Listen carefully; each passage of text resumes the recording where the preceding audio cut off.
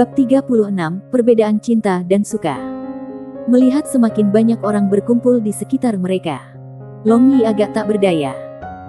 Dan sekali lagi melihat nona tinggi dan perkasa ini yang meskipun wajahnya benar-benar merah seperti pantat monyet, masih belum membiarkannya pergi. Miss Hai dan Meiti, aku menyerah. Jadi bisakah kita mengubah lokasi? Long Yi berbisik. Dia benar-benar yakin bahwa banyak jenis rumor akan terbang kemana-mana sebentar. Dia tidak peduli tentang itu. Tetapi itu tidak akan baik untuk reputasi anak muda ini. Jawab Yu Feng dengan suara yang sangat kecil. Tapi dia tidak tahu mengapa dia gugup di depannya. Long Yi mengambil Yu Feng dan dengan cepat menaiki punggung Cloud merah. Lalu segera melarikan diri dari tempat itu. Dan menghilang dari pandangan orang-orang itu. Di dalam katedral gereja cahaya, Sibi melihat pria yang dicintainya pergi bersama wanita lain dengan matanya sendiri. Seluruh tubuhnya bergetar terus-menerus. Dan sepasang matanya yang berkilau langsung kehilangan kilau mereka. Anak bodoh, lihat ke dalam hatimu dengan jelas. Apakah kamu benar-benar ingin menyerahkannya kepada wanita lain di piring perak? Kailin dengan penuh kasih membelai rambut panjang Sibi dan menghela nafas. Meskipun Sibi mengatakan ini dengan mulutnya sendiri, namun hatinya sangat tidak mau menyerahkan Long Yi. Aku tidak tahu. Aku tidak tahu. Sibi menggelengkan kepalanya dengan linglung. Saat jantungnya runtuh. Sekarang dia memiliki wanita yang lebih baik daripada aku. Aku seharusnya bahagia. Bukankah begitu? Tapi kenapa aku merasa sakit hati seperti ini? Penatua, mengapa? Sibi erat memeluk Kailin dan bertanya-tanya seperti anak yang hilang. Mendengar suara bergumam Sibi, Kailin merasa sakit hati. Matanya berkilau kesakitan dan mengenang, anak ini. Diriku dan Zhu sangat mirip. Mungkinkah Sibi juga perlu menderita rasa sakit sepanjang hidupnya seperti kita? Anak bodoh. Ini berarti hatimu tidak dapat membiarkannya pergi. Jadi pergi. Pergi dan dapatkan dia kembali. Jawab Kailin. Sibi bergetar. Perlahan menggelengkan kepalanya. Dan berkata dengan suara serak, tidak. Aku tidak bisa egois seperti ini. Aku bisa merasakan bahwa hatinya tidak terkendali. Antusias dan mendambakan kebebasan. Jadi bagaimana aku bisa membatasi hatinya? Di dalam duniaku yang kecil. Tapi nak, apakah kamu mempertimbangkan perasaan kamu dan diri kamu sendiri? Namun Kailin membantah. Dia bergetar dengan ketidakpuasan. Ketika dia berpikir, cinta gadis ini sangat besar dan bersemangat. Bahwa dia akan melakukan apa saja demi cintanya. Bahkan jika ada neraka di hadapannya. Dia akan langsung melompat turun tanpa penyesalan atas cintanya. Sibi tidak menjawab Kailin. Dia langsung bangkit. Dengan keras menyeka air matanya. Dan berkata, Elder, aku ingin menjadi sangat kuat. Long Yi membawa Yu Feng ke tempat di mana tidak ada seorang pun di sekitarnya. Lalu turun dari kuda, dan menatap lurus ke arah masih memerah Yu Feng.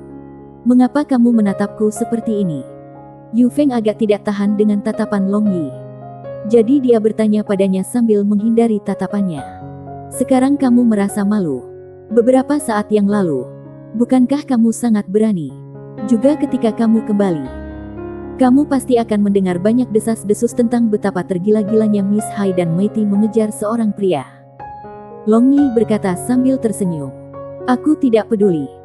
Yu Feng pada akhirnya adalah seorang wanita muda dari keluarga yang berpengaruh. Jadi tanpa memberikan sedikit pun alasan, dia hanya mengangkat kepalanya dan menjawab Long Yi berhadap-hadapan.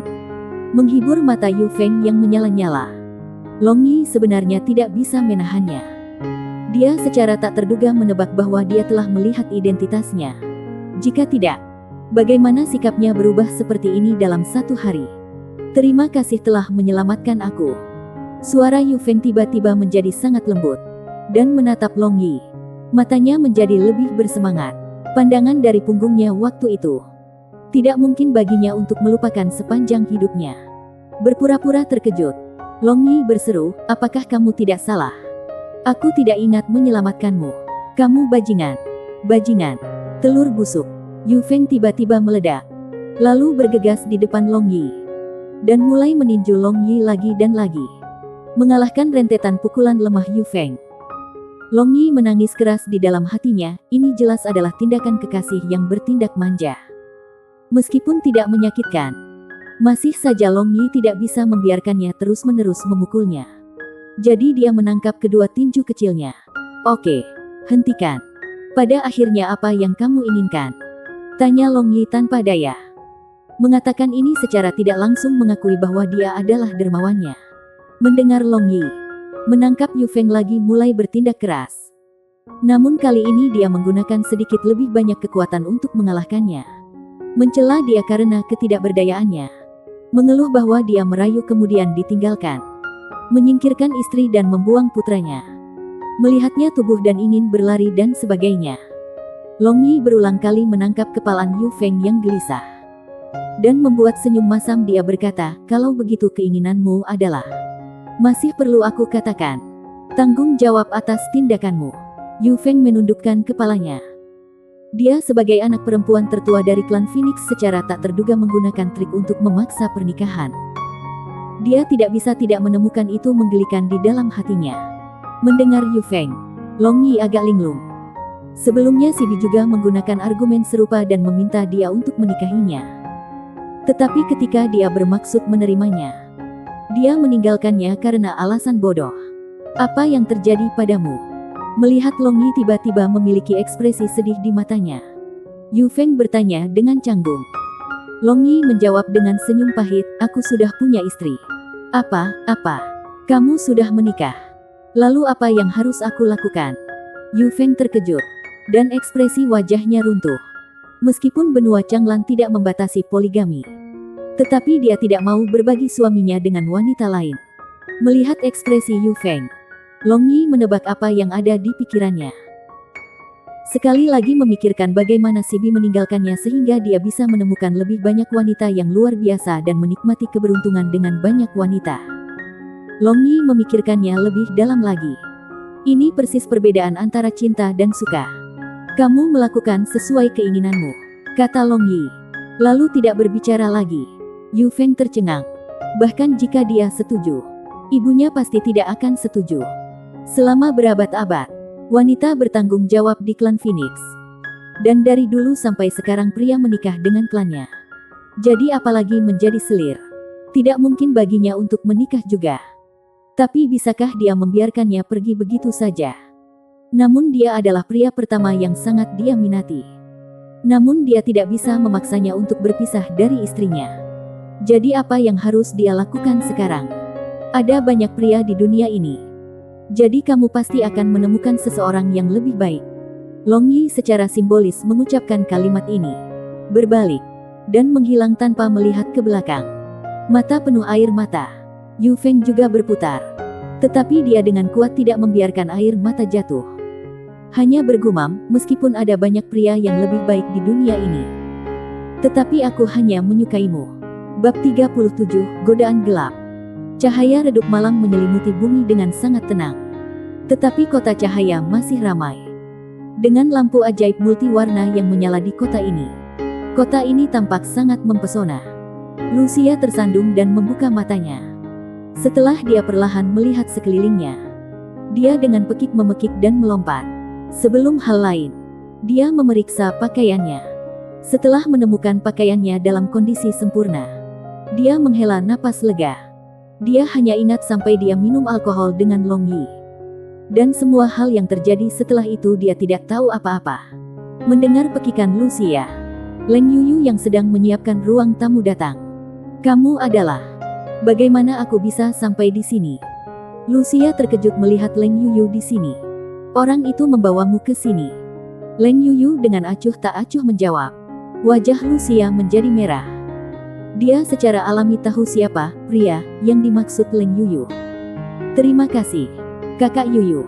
Lucia berterima kasih pada Leng Yuyu. Menghadapi wajah tersenyum tulus Lucia, Leng Yuyu jelas merasa agak canggung. Dari masa kecilnya sampai sekarang dia tidak punya teman. Dan juga tidak punya siapapun yang akan memanggil kakak perempuannya. Senyum adalah senjata ajaib komunikasi antar pribadi manusia. Dan senyum manis Lucia sangat alami dan jujur. Jadi siapapun yang melihat senyumnya, mereka tidak akan bisa melupakan senyumnya yang indah. Dan senyum Lucia ini dengan cepat menembus penjaga hati Leng Yuyu. Maka kedua orang ini secara tak terduga mengobrol terus-menerus seolah-olah mereka adalah saudara perempuan yang dekat selama bertahun-tahun. Membuat orang lain menghela nafas dengan perasaan akan kedekatan Lucia. Long Yi menyeret langkahnya yang agak berat di jalan. Kerumunan orang yang ramai tidak mampu menghalangi punggungnya yang kesepian. Dengan ringan menghela nafas, Long Yi membuang pikiran-pikiran yang mengganggu di dalam otaknya. Dia mengetahuinya. Bertemu dan putus adalah takdir. Jadi mengapa repot-repot bersikeras? Karena cinta antara pria dan wanita sangat panjang. Memasuki penginapan.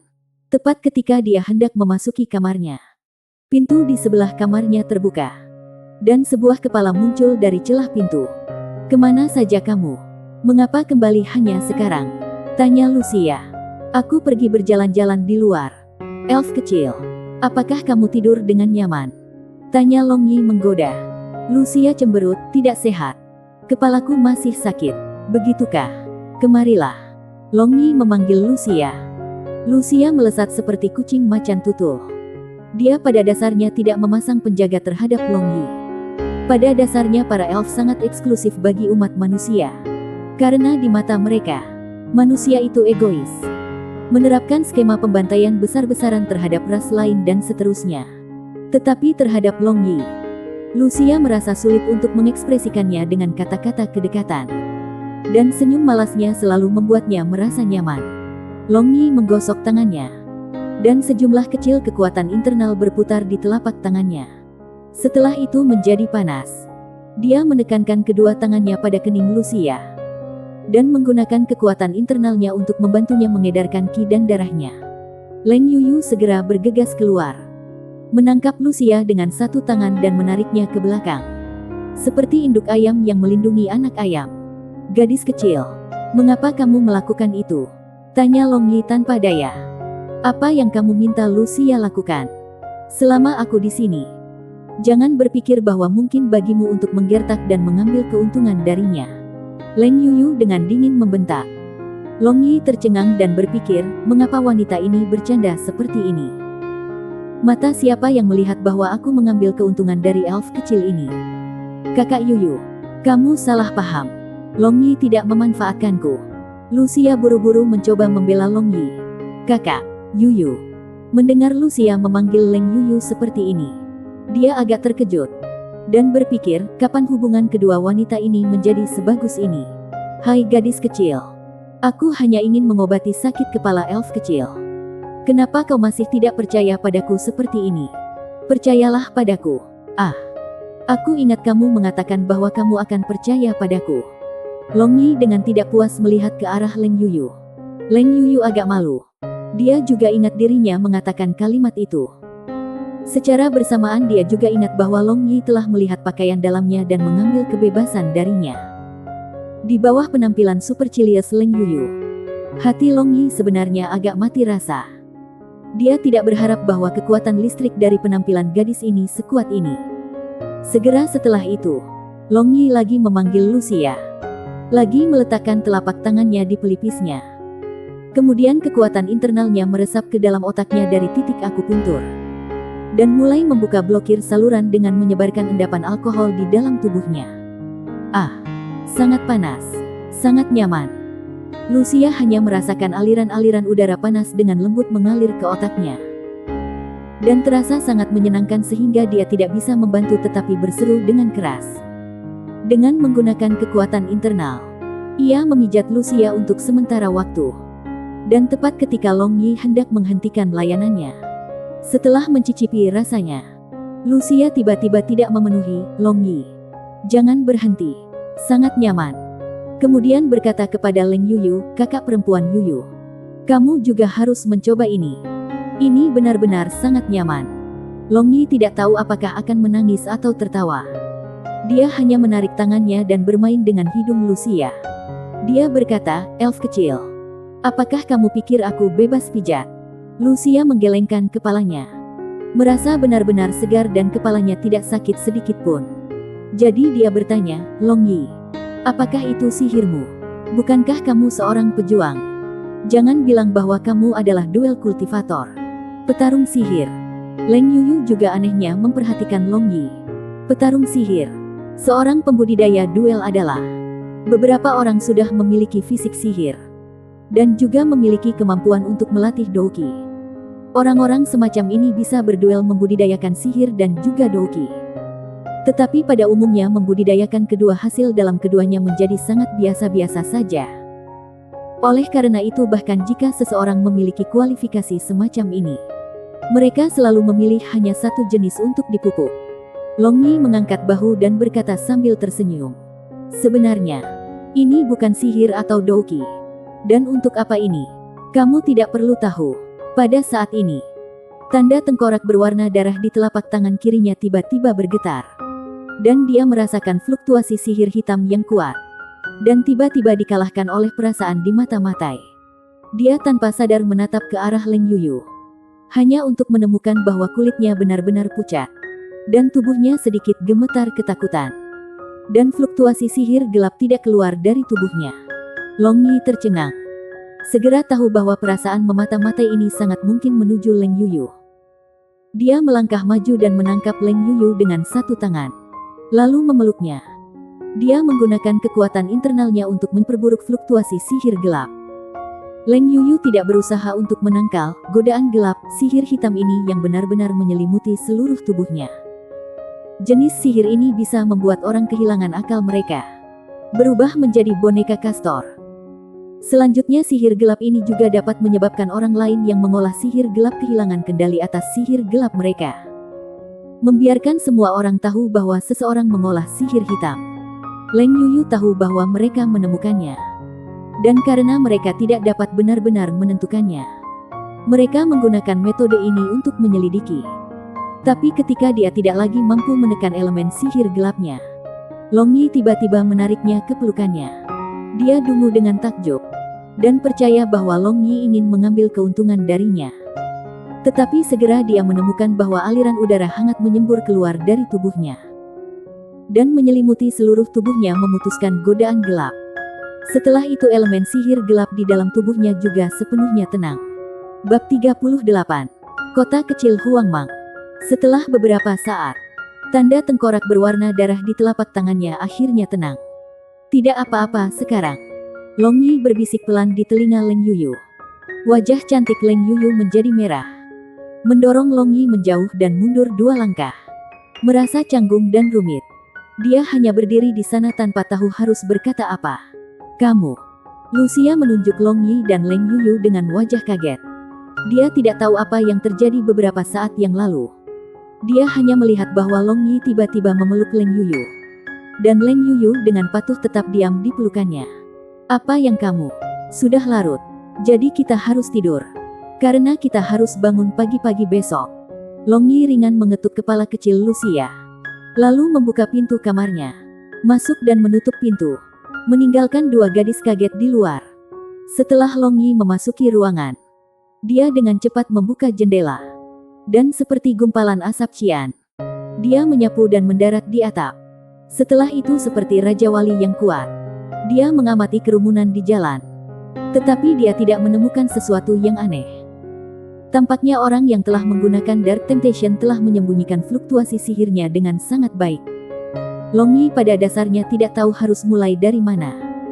Jadi dia dengan tak berdaya kembali ke kamarnya dan mulai bermeditasi sepenuh hati. Dunia ini sama sekali tidak sederhana. Jadi dia perlu meningkatkan kekuatannya sesegera mungkin. Leng Yuyu dan Lucia berbaring di tempat tidur berdampingan. Seluruh ruangan gelap. Tetapi mata mereka bersinar seperti bulan purnama dalam kegelapan ini. Sepertinya mereka berdua tidak mengantuk sama sekali. Leng Yuyu secara alami memikirkan Long Yi. Sensasi yang dia rasakan ketika dia berhubungan dengan Long Yi sangat misterius dan tak terduga. Berkat bantuannya beberapa saat yang lalu, dia bisa menyembunyikan identitasnya sebagai penyihir gelap. Leng Yuyu yakin bahwa Long Yi menjadi sadar akan sihir gelap di dalam tubuhnya. Tetapi mengapa dia memiliki ekspresi acuh tak acuh? Dan mengapa dia bisa dengan mudah memblokir efek dari godaan gelap? Pada akhirnya siapa dia? Serangkaian pertanyaan terus muncul di benaknya, menyebabkan dia terlempar ke tempat tidur. Kakak perempuan Penatua Yuyu, apakah kamu tidur? Pada akhirnya, Lucia tidak tahan dan membuka mulutnya. MHN, ada apa? Leng Yuyu bertanya linglung. Beberapa saat yang lalu. Apa yang terjadi beberapa saat yang lalu? Tanya Lucia. Dia merasa bahwa adegan beberapa saat yang lalu sedikit tidak wajar. Mengapa dua orang yang berhadapan secara diam-diam tiba-tiba saling berpelukan seperti itu? Leng Yuyu tetap diam untuk sementara waktu. Lalu dengan ringan menjawab, tidak ada. Sekarang tidur. Oh, Lucia menjawab. Dia tahu bahwa Leng Yuyu tidak ingin membicarakannya. Dia bukan tipe orang yang tidak tahu harus berhenti dari mana. Jadi meskipun dia sedikit penasaran dan juga sedikit tidak nyaman, dia berhenti mengganggu. Malam yang sangat panjang dengan lembut menyelinap di bawah kereta pikiran masing-masing dari dua gadis ini. Langit memancarkan cahaya berkabut. Dan suara ramai di jalan mulai naik lagi satu demi satu. Long Yi dan dua lainnya berjalan menuju gerbang timur kota cahaya. Long Yi berjalan di depan. Dan dua gadis seperti pelayannya. Satu di sebelah kiri dan lainnya di sebelah kanan mengikutinya di belakang. Sepanjang jalan. Dengan pengecualian keheningan. Mereka hanya diam. Long Yi juga tidak tahu apa yang terjadi pada kedua gadis ini hari ini. Seolah-olah mereka memiliki perjanjian diam-diam. Keduanya tidak berbicara satu dunia pun dari pagi ini. Beberapa saat kemudian, ketiganya akhirnya tiba di gerbang timur. Pedang Master Halei, pesulap sistem api Geleita, pesulap sistem cahaya Lantian, pejuang tingkat lanjut Si Yanshu, dan pejuang manusia buas Si Maniu sedang menunggu mereka. Selamat pagi semuanya. Apakah kita terlambat? Long Yi menyapa semua orang sambil tersenyum. Tidak. Kami juga baru sampai di sini. Halei seperti sebelumnya memiliki senyum jujur di wajahnya. Halei, karena semua orang ada di sini. Ayo pergi, kata Barbarian Bull keras. Sepertinya dia agak terlalu tidak sabar untuk menunggu lebih lama. Dan dia juga tampak seperti mengambil risiko fanatik. Halei mengangguk dan melambaikan tangannya. Setelah itu tim petualangan yang terdiri dari 8 orang mulai bergerak menuju dataran Huangmang. Mereka berada dalam formasi yang biasa digunakan oleh kelompok-kelompok petualangan di benua Changlan.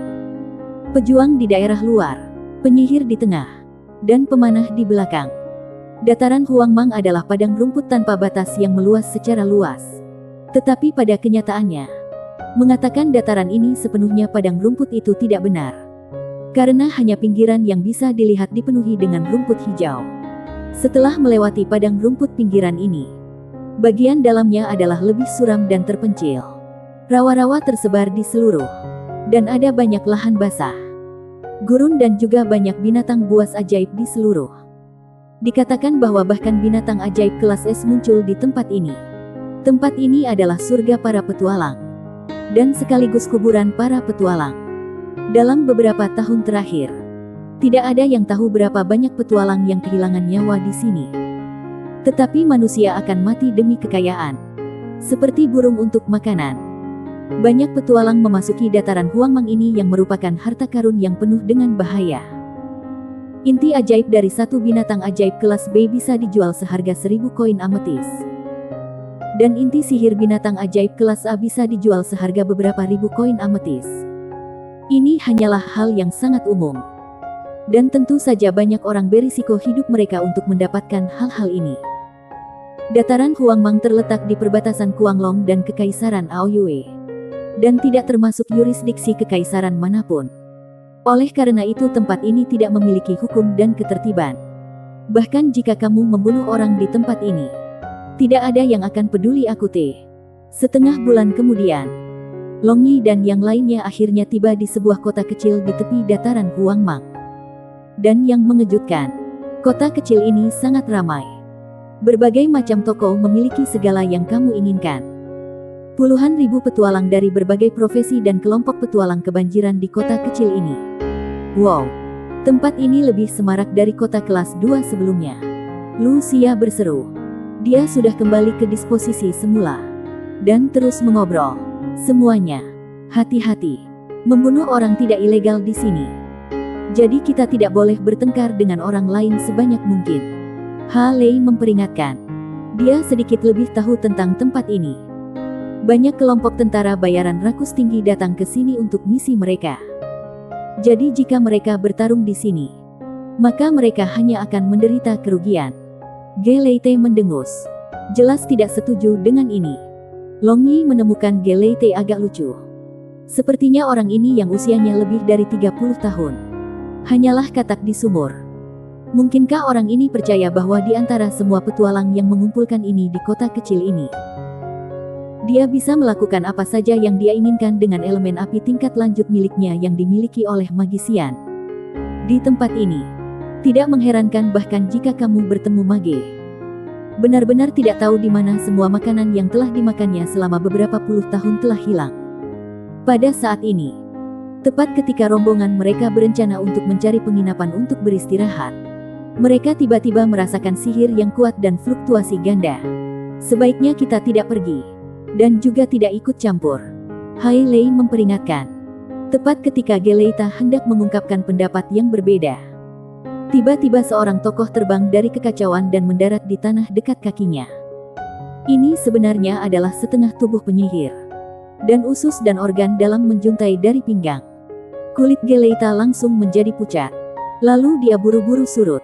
Lucia juga melompat ketakutan, dan secara refleks memegangi lengan baju Long Yi. Setelah itu dia tidak berani melihat ke belakang. Yi, Master Magisian dari Guild Magisian Aoyue Empire. Setelah dengan hati-hati melihat jubah ajaib setengah jenazah ini, Halei berseru dengan terkejut. Bab 39, Clash. Alasan mengapa Halei bisa menentukan identitas setengah jenazah ini adalah karena jubah sihir dan medali serikat sihir di atasnya. Gaun profesi serikat profesi masing-masing negara berbeda. Dan juga pola masing-masing gaun peringkat juga tidak sepenuhnya identik. Sehingga siapapun dengan mata yang tajam akan dapat menentukan identitas orang lain. Dalam tim 8 petualang Long Yi, dengan pengecualian Long Yi, Lucia dan Leng Yuyu yang misterius ini, semua orang telah bergabung dengan guild profesi. Meskipun setelah bergabung dengan guild profesi, seseorang akan menerima gaji bulanan yang besar dan juga menerima perlindungan dari guild masing-masing. Tetapi secara bersamaan mereka juga memiliki kewajiban yang sesuai. Misalnya, jika guild seseorang dan guild negara lain mengalami konflik atau anggota guild lain dalam bahaya, maka seseorang harus membantu. Wajar jika ada perselisihan internal, maka mereka bisa mengambil bagian atau tidak, sesuai pilihan seseorang. Tepat ketika semua orang curiga tentang identitas kedua orang ini, tiba-tiba 2 kembang api hampir bersamaan naik di langit dan meledak di langit, membuat 2 jenis pola yang sama sekali berbeda. Ternyata menjadi guild penyihir Kekaisaran Aoyue dan guild penyihir dari Kekaisaran Nalan. Ini tidak ada hubungannya dengan kita. Jadi mari kita mencari penginapan dan istirahat. Halei merasa seolah-olah dia dibebaskan dari beban berat. Jika itu adalah Kekaisaran Aoyue dan Kuanglong, maka dia dan seluruh kelompok akan dipaksa untuk terlibat di dalamnya. Tepat pada saat ini, fluktuasi sihir yang kuat melonjak dari semua arah. Merasakan Long Yi ini terdiam, sepertinya pertarungan semakin meningkat. Bukankah kota kecil ini sangat mungkin dihancurkan oleh penyihir? Tidak. Mereka akan secara sukarela berkumpul di luar kota kecil ini untuk menyelesaikan skor mereka. Penyihir cahaya Lantian berkata dan suaranya masih lembut. Namun di balik suara lembut itu, ada ketidakpedulian total. Setiap orang selalu mengutamakan kepentingannya sendiri. Bahkan dalam kelompok ini, Imam Cahaya ini yang selalu berbicara tentang kemanusiaan tidak terkecuali. Hal ini tidak ada hubungannya dengan dia. Jadi dia acuh tak acuh. Tidak lama setelah itu, berbagai pesulap beraneka warna hampir memenuhi jalan sempit ini. Di antara mereka ada juga pejuang, pencuri, dan pemanah. Dapat diasumsikan bahwa mereka semua mendukung pasukan dari masing-masing kelompok yang datang untuk membantu. Kota kecil Huangmang ini penuh dengan para petualang dan puluhan ribu kelompok dari setiap negara. Sekarang guild penyihir dari 2 kekaisaran besar saling bentrok. Jadi berapa banyak orang yang akan terlibat di dalamnya? Seperti yang dikatakan Lantian, semua orang dari kedua sisi menolak untuk bergerak sebentar. Kemudian mulai bergerak keluar kota kecil ini. Dan banyak penyihir yang benar-benar memberikan keterampilan melayang juga. Adegan ini terlalu spektakuler. Bagaimana kalau kita juga pergi dan melihat kesibukan? Saran Long Yi. Itu tidak mudah untuk menemukan pertempuran skala besar. Tidak, kita seharusnya tidak. Banyak penyihir akan bertarung. Dan kekuatan penghancur mereka sangat mengkhawatirkan. Jika kita pergi ke sana, sangat mungkin untuk secara tidak sengaja menerima cedera. Sekarang kita harus pergi, mencari penginapan dan istirahat dengan baik, sehingga kita bisa membangkitkan semangat kita untuk memasuki dataran Huang Mang besok. Halei menentang saran Long Yi. Halei adalah pemimpin tim petualang ini, dan karena dia menentang hal itu, tentu saja tidak ada yang mengatakan apa-apa. Setelah itu mereka menemukan penginapan dan menyewa 4 kamar, masing-masing 2 kamar. Lucia dan Leng Yuyu secara alami tinggal di 1 kamar. 2 penyihir tinggal di 1 kamar. Xian dan Halei tinggal di 1 kamar. Dan Lembu Long Yi dan Barbarian yang tersisa di kamar terakhir, termasuk Halei. Yang lainnya tiba-tiba tidak ingin tinggal di kamar yang sama dengan banteng barbar. Mereka tidak mengungkapkannya. Tetapi aspek khusus ini mencerminkan diskriminasi terhadap manusia buas. Masuk ke dalam ruangan. Long Yi menutup pintu lalu berkata banteng barbar dengan suara rendah, banteng besar, datang ke sini. Barbarian Bull sangat mengagumi Ling Yi dan juga memperlakukan Long Yi sebagai sumpah. Di satu sisi karena klan binatang buas memuja yang kuat. Dan di sisi lain, sejak awal, hanya Long Yi dan Elf yang sering berbicara dengannya. Selanjutnya memperlakukannya sebagai teman.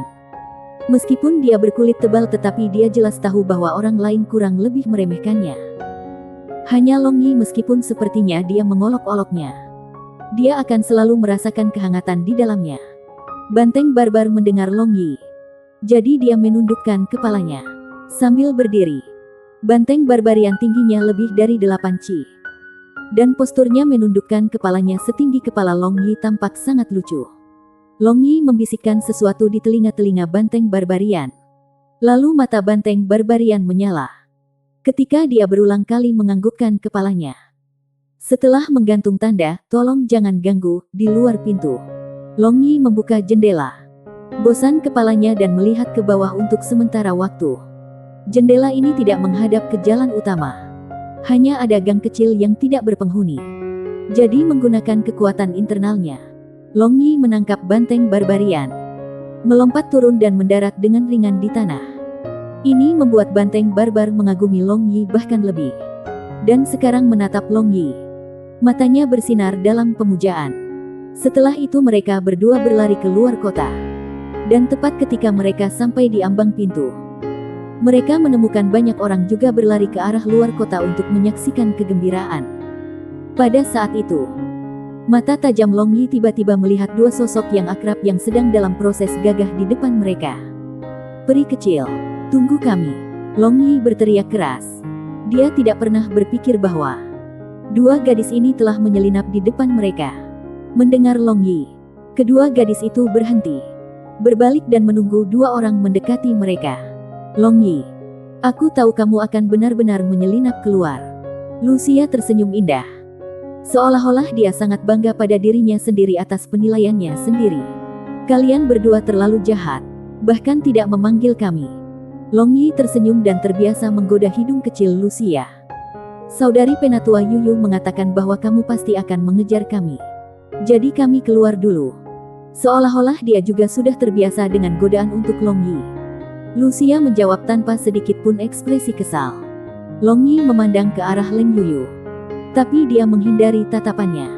Dalam waktu setengah bulan ini, dia pada dasarnya menghindari bertemu Long Yi. Pertama, dia tahu bahwa dia menumbuhkan sihir gelap dan kedua, dia adalah individu yang sangat misterius. Jadi Leng Yuyu secara tidak sadar berhati-hati terhadap Long Yi. Pada saat ini, tiba-tiba suara ledakan datang dari kejauhan. Dan bumi mulai bergetar. Pertarungan sudah dimulai. Kita harus bergegas ke sana. Long Yi berkata dengan penuh semangat. Melihat ke kejauhan, Long Yi ragu-ragu sejenak. Lalu dia mengucapkan mantra sihir Gale pada mereka semua. Setelah itu dia memimpin dan berlari ke depan. Leng Yuyu dan 3 lainnya merasa tubuh mereka menjadi ringan.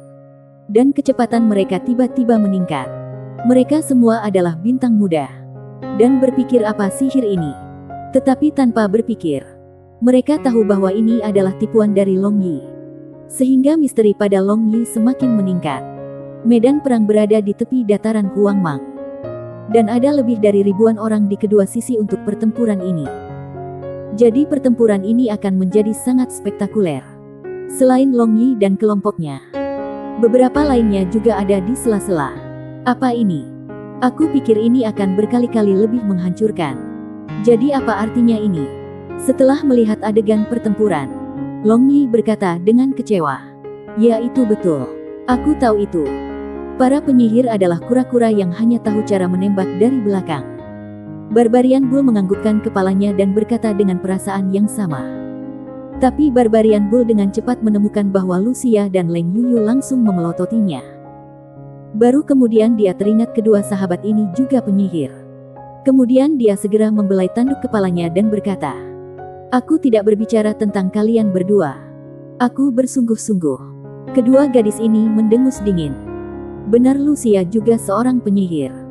Tepatnya dia adalah seorang pemanah sihir. Sudah menjadi rahasia umum bahwa elf adalah pemanah dan penyihir yang dikaruniai surgawi. Dan setelah menambahkan sihir di busur dan anak panah, kekuatan busur dan anak panah menjadi sangat besar. Dibandingkan dengan pemanah normal, pemanah sihir berkali-kali lebih kuat. Bab 40, Elemen Api Master Archmage. Alasan mengapa Long Yi kecewa bukan karena orang-orang dari kedua belah pihak tidak mencoba yang terbaik. Sebaliknya mereka pergi semua terlepas dari bahaya bagi kehidupan mereka. Hanya para penyihir dari kedua belah pihak bersama-sama menembakkan serangan sihir ke penghalang satu sama lain. Sihir yang luar biasa meledak seperti kembang api di penghalang. Momentumnya benar-benar hebat. Tetapi bahkan setelah lintas menembak untuk waktu yang lama, tidak ada satupun orang yang terluka. Jadi tidak terlalu menarik untuk ditonton. Saat ini pertempuran ribuan orang di kedua sisi menyerupai pesta kembang api. Bukan pertempuran, tetapi kekuatan sihir benar-benar luar biasa. Dalam satu kata yang kuat, Long Yi dan kelompoknya sudah mundur dan kembali mundur. Sekarang tanah di luar penghalang menyerupai ladang yang baru saja dibajak, penuh gundukan dan lubang. Efek sihir setelahnya juga menyebabkan darah dan ki penonton berguling-guling. Langit berangsur-angsur gelap. Bulan sabit nakal muncul dari awan. Dalam cahaya remang-remang malam, sihir yang luar biasa tampak bahkan lebih luar biasa. Kapan mereka akan berakhir bermain seperti ini? Melihat ini, banteng ini hampir tertidur. Barbarian Bull berkelahi. Dia sudah agak gelisah. Apa terburu-buru? Drama yang luar biasa akan segera dimulai, kata Long Yi sambil tersenyum. Dia menemukan bahwa penghalang kedua belah pihak sudah mulai berfluktuasi. Jelas itu hampir mencapai batasnya. Benar saja. Beberapa saat setelah Long Yi selesai berbicara, penghalang ajaib kedua belah pihak berayun dengan keras. Setelah itu pada dasarnya pada saat yang sama, mereka menghilang. Setelah itu para penyihir dari kedua belah pihak secara bersamaan mulai meluncurkan sihir serangan yang meluas. Dan para pejuang yang datang untuk membantu masing-masing pihak bergegas menuju sisi lain seperti binatang buas kejam. Sudah menjadi rahasia umum bahwa kemampuan tempur jarak dekat dari para penyihir hampir dapat diabaikan. Jadi pada pertempuran jarak dekat, para pejuang dapat membantai para penyihir seperti halnya membunuh ayam. Ketika pertempuran jarak dekat benar-benar dimulai, pekikan yang mengerikan naik satu demi satu. Hujan meteor dan hujan es mulai turun dari langit. Duri bumi mulai tumbuh dari tanah. Celah mulai muncul di tanah. Cahaya suci putih bersih menerangi langit malam dan seterusnya. Konfrontasi ini menyebabkan kedua belah pihak menderita kerugian besar. Jeritan mengerikan tidak pernah berhenti. Dan orang-orang meninggal dengan cara yang lebih aneh. Beberapa orang dipanggang menjadi arang. Beberapa orang dibekukan menjadi es loli. Selanjutnya beberapa orang ditikam oleh duri bumi menjadi tusuk daging. Long Yi dan kelompoknya terkejut melihat perang penyihir yang menghancurkan dan kacau ini. Beberapa saat yang lalu, dia merasa kecewa. Tetapi sekarang dia kembali merasa terlalu berlebihan. Kekuatan ribuan penyihir benar-benar terlalu besar. Hati-hati, cepat mundur, Long Yi memperingatkan. Saat dia melihat hujan meteor menghujani sisi mereka. Tepat ketika mereka berempat akan mundur, tanah tiba-tiba bergetar hebat. Dan mereka berempat kehilangan keseimbangan dan jatuh ke tanah. Dan yang lebih mengerikan adalah, Banyak retakan besar menyebar ke sisi mereka dari medan perang. Dan pada saat ini, hujan meteor sudah ada di hadapan mereka. Long Yi mengutuk dalam hatinya, ternyata rasa ingin tahu tidak hanya membunuh kucing, tetapi juga membunuh manusia. Barbarian Bull, lindungi mereka. Long Yi segera berteriak dengan keras. Kemudian dia mengeluarkan pedang besar dari dalam cincin ruang angkasa dan mengacungkan pedangnya. Ding ding dang dang. Hujan meteor yang jatuh terbelah. Banteng barbar juga mengeluarkan senjatanya, gada super, dan mengetuk hujan api yang menyebabkan tersebar ke segala arah. Long Yi dan kelompoknya sangat beruntung. Celah bumi akhirnya berhenti tidak jauh dari mereka.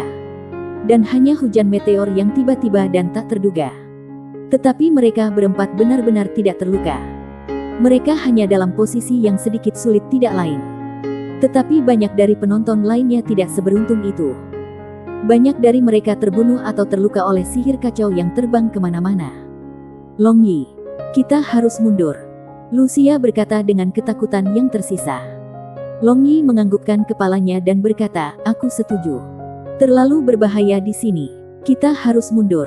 Pada saat ini, Long Yi merasa lamban. Dan udara di sekitarnya tampak beku. Dan tempat di mana sihir ditembakkan dalam ayunan penuh tiba-tiba membisu.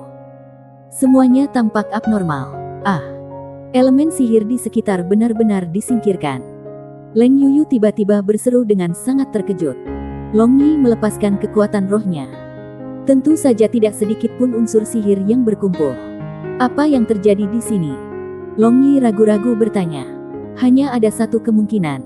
Seseorang ikut campur. Leng Yuyu menjawab. Siapa yang begitu kuat? Seru Long Yi.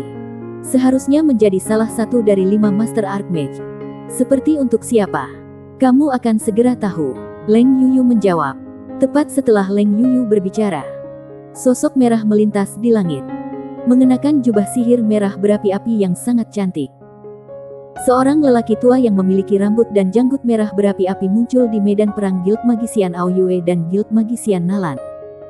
Melihat pola dekoratif jubah sihirnya, orang akan tahu bahwa dia benar-benar Master Archmage. Elemen api Master Archmage Puxiusi. Leng Yuyu dan Lucia serentak berseru. Puxiusi. Long Yi mengajukan pertanyaan yang sangat bodoh. Bahkan Barbarian Bull memandangnya seolah dia kasar. Dan juga memandangnya seolah tidak tahu nama Puxiusi adalah kejahatan keji. Long Yi membuat senyum masam di wajahnya. Kemudian mencari ingatannya.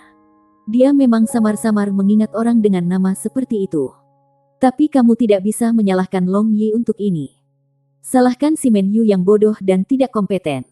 Dengan pengecualian wanita. Segala sesuatu yang lain sangat samar dalam ingatan anak lelaki ini. Puxiusi memandangi kondisi yang menyedihkan itu. Tidak bisa tidak ada pembuluh darah biru di dahinya yang berkedut. Jumlah korban di kedua sisi melebihi 100 orang. Di antara mereka tidak ada kekurangan master penyihir. Dia sendiri bukan orang dari Kekaisaran Aoyue atau Kekaisaran Nalan. Juga bukan orang Kekaisaran Lama. Melainkan berasal dari negara kecil bernama Mia. Yang populasinya kurang dari 1 juta. Tetapi karena dia adalah Master Archmage, negara yang berbatasan termasuk 3 kekaisaran besar telah dengan sopan menerima negara kecilnya. Ini adalah masalah guild penyihir dari kedua negaramu. Jadi aku tidak punya yurisdiksi atasnya. Tapi kalian semua serius mengganggu kesunyiananku. Sekarang kalian semua bubar. Jika kamu membuat gangguan lebih lanjut dengan melanjutkan pertempuran kamu, jangan salahkan aku karena tidak sopan. Puxiusi berkata dengan angkuh. Mendengar Puxiusi, bahkan tidak satu di antara lebih dari 1000 orang di bawah ini berani untuk membantah. Mereka semua diam-diam mulai membersihkan mayat teman-teman mereka. Di mata mereka, Master Archmage adalah eksistensi tertinggi. Mayoritas absolut dari orang-orang telah bergabung dalam pertempuran penyihir berskala besar untuk pertama kalinya. Begitu banyak orang yang tenang setelah kehilangan suara karena menangis kesakitan. Menyaksikan orang-orang yang tersebar perlahan. Puxiusi menghela nafas dan berkata sambil menggelengkan kepalanya. Tampaknya benua Changlan tidak lagi damai dan tenang. Puxiusi tahu bahwa perang berskala besar antara guild dua negara ini pasti akan membuat hubungan kedua negara ini tegang. Pada dasarnya penyihir sangat langka. Dan mengolahnya tidak mudah juga. Sekarang tiba-tiba banyak korban muncul di antara mereka, yang pasti akan mempengaruhi hubungan. Tepat ketika Puxiusi hendak pergi, dia tiba-tiba merasakan pandangan yang tidak biasa pada dirinya sendiri. Jadi dia secara naluriah membalikkan kepalanya dan melihat ke atas. Hanya untuk melihat seorang pemuda tampan di tempat yang jauh tanpa ampun mengukur dia dan juga menatapnya dengan penuh rasa ingin tahu. Puxiusi tidak bisa membantu tetapi menjadi kagum. Dia tahu bahwa dengan identitasnya, bahkan kaisar dari 3 kekaisaran besar akan memandangnya dengan sangat hormat, yang akan menggunakan tatapan seperti ini untuk menatapnya. Dia tidak dapat membantu tetapi ingin mencoba dan melihat beban anak muda ini. Jadi dia membekukan kekuatan spiritualnya dan menembakkan 2 esensi seperti pisau tajam ke arah Long Yi dari kedua matanya. Bahkan setelah ini ia melihat bahwa mata Long Yi hanya berkedip, tetapi menolak untuk menghasilkan 1 inci. Long Yi terus menatapnya berhadap-hadapan. "Oh, anak baik," Puxiusi berkata dengan terkejut. Bersambung.